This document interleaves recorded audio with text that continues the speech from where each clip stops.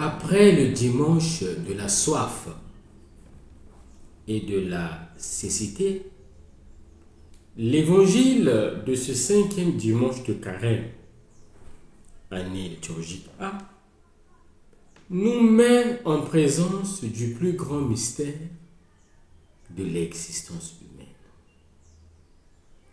La peine et la douleur de la souffrance et de la mort.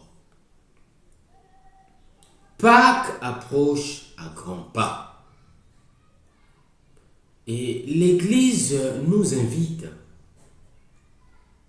à méditer sur le grand signe de la résurrection de Lazare. Prophétie de la résurrection de Jésus. Un certain Lazare de Béthanie, le village de Marie et de Marthe, sa sœur, était malade. Jésus aimait beaucoup ses amis, qui le fréquentaient lors de ses séjours à Jérusalem. Dans la maison de Béthanie, il pouvait profiter de l'accueil attentionné de Marthe, de l'écoute attentive de Marie. Luc 10, versets 38 à 42.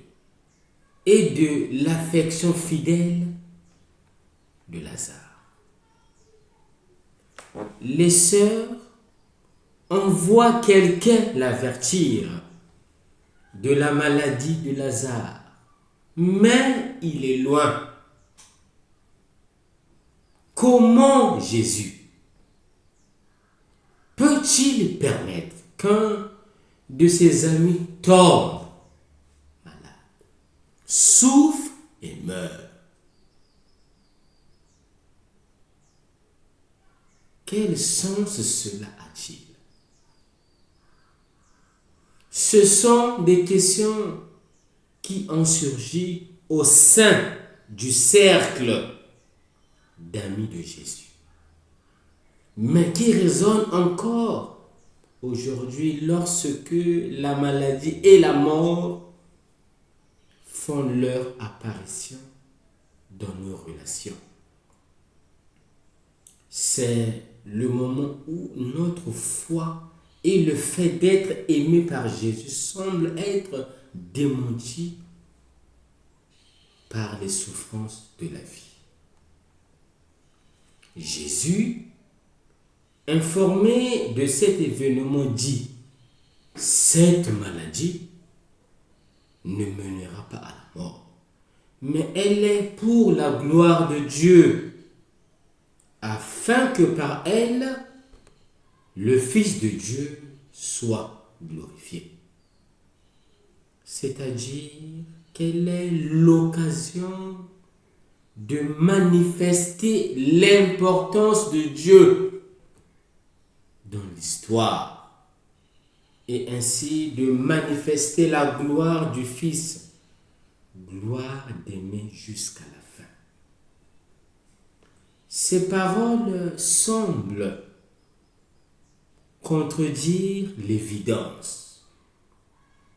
Dans la maladie, dans la mort, se profile toujours à l'horizon avec son ombre menaçante. Et pourtant Jésus révèle que la maladie de celui qu'il aime ne signifiera pas la victoire de la mort sur lui. Celui que tu aimes est malade. C'est ainsi que ceux qui se précipitent pour annoncer la maladie de Lazare à Jésus, alors qu'il se trouve loin de Béthanie et de la maison de ses amis, désignent ce dernier. Celui que tu aimes est malade. C'est une expression affectueuse et douce qui ne mentionne pas le nom de l'ami, mais à partir de laquelle Jésus comprend ce qui se passe. Celui que Jésus aime, c'est l'homme. Et cette nouvelle revient donc à confesser que l'humanité est malade. Que chaque homme, même touché par l'amour de Dieu, est malade. Qu'il ne peut échapper à la souffrance et à la douleur. Le fait que Lazare,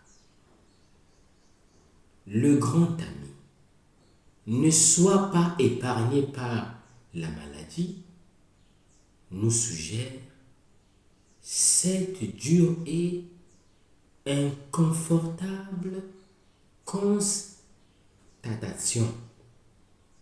La foi, la proximité avec Jésus, la prière, la vie spirituelle, même intense, ne nous garantissent pas d'être à l'abri de la maladie. Comme il est difficile d'accepter cela, de le constater pour soi-même et pour ses proches. Mais alors, la foi est-elle vaine? À quoi sert d'être aimé de Dieu si nous sommes malades? Comment puis-je être malade, moi qui aime Dieu? Ce sont là des questions qui se cachent derrière cette grande provocation. Celui que tu aimes est malade. Et puis, à 2 reprises, nous lisons, si tu avais été là, il ne serait pas mort. Jésus semble incompris par Marie, Marthe et ceux qui sont avec elle. Les gens, guidés par leur raisonnement humain, lui font des reproches parce qu'il n'était pas là quand Lazare était malade et qu'il ne l'a pas sauvé, qu'il n'a pas fait ce qu'ils auraient souhaité. Mais Dieu agit en dehors de nos schémas. Il intervient là où nous pensons qu'il n'y a plus rien à faire. Dans les paroles de Marthe et Marie, transparaît la crainte d'avoir perdu leur frère pour toujours, mais aussi le désir de pouvoir le retrouver grâce à la présence de Jésus. L'émotion de Jésus est le témoignage que Dieu a à cœur le sort de chaque homme et pleure avec nous dans la douleur, s'émeut et éprouve des sentiments de pitié et de surprise face aux circonstances de la vie quotidienne. Une citation de Saint Augustin lue lors d'un deuil familial disait: on ne perd jamais ceux qu'on aime, car on peut les aimer en celui qu'on ne peut perdre. Cette consolation rassure les femmes à Béthanie et nous laisse à nous aussi l'espoir de ne pas avoir perdu ni rompu les liens avec nos proches, mais de pouvoir les savourer d'une manière différente à travers la foi en Jésus et la prière. Face à la mort de Lazare, Jésus pleure. Il existe cependant 2 façons de pleurer. L'une est celle, inconsolable et désordonnée, de celui qui est convaincu qu'avec la mort, tout est fini. L'autre est celle de Jésus qui, devant le tombeau, ne peut retenir ses larmes. Ces deux formes de pleurs sont exprimées dans le texte grec par deux verbes différents. Pour Marie, pour Marthe, pour les Juifs, il est utilisé le terme grec kléen. Jean chapitre 11, verset 33, qui désigne des pleurs accompagnés de gestes de désespoir. Quant à Jésus, on dit de lui Edakousen, ce qui signifie des larmes se mirent à couler de ses yeux. Jean chapitre 11, verset 35. Seuls ces pleurs sereins et dignes sont chrétiens. Les pleurs sont suivis d'un autre. Enlevez la pierre. Il s'adresse à la communauté chrétienne et à tous ceux qui pensent encore que le monde des défunts est séparé et n'a aucune communication avec celui des vivants. Celui qui croit au ressuscité sait que tous sont vivants, même s'ils participent à deux formes de vie différentes.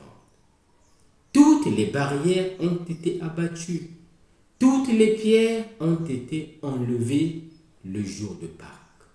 Désormais, on passe d'un monde à l'autre sans mourir. La prière que Jésus adresse au Père n'est pas une demande de miracle, mais une demande de lumière pour les gens qui l'entourent. Il demande que tous puissent comprendre la signification profonde du signe qu'il s'apprête à accomplir et qu'il en vienne à croire en lui, Seigneur de la vie. L'amour et l'amitié de Jésus vainquent la mort. Si nous sommes capables de placer notre foi et notre confiance en lui, ce passage évangélique nous révèle que nous ne sommes pas seuls et que même dans la mort, il sera à nos côtés pour nous embrasser à l'heure où nous franchirons ce seuil obscur et pour nous rappeler définitivement à la vie par son amour. Voilà le don ultime fait par Jésus à ceux qui se laissent entraîner par sa vie. La mort n'a pas le dernier mot. Et quiconque adhère à lui, l'aime et se laisse aimer par lui, ne mourra pas éternellement. Saint Grégoire de Nazianze écrit: Seigneur Jésus, par ta parole, 3 morts ont vu la lumière. La fille de Jaïr, le fils de la veuve de Naïm et Lazare sorti du tombeau à ta voix. Fais que je sois le 4e. Face à la mort, Jésus se présente comme la résurrection et la vie. Le dessein créateur de Dieu n'est pas de créer un homme destiné à la mort, mais à la vie pleine et définitive en lui communiquant la sienne. Tel est le dessein du Père et l'œuvre messianique de Jésus. C'est ainsi que s'ouvre la phase ultime et définitive de la création. Pour ceux qui ont reçu l'Esprit de Dieu, il n'y a pas d'interruption de la vie. La mort n'est qu'une nécessité physique. Telle est la foi chrétienne et la réalité qui existe déjà chez ceux qui appartiennent à Jésus. Bon dimanche à tous.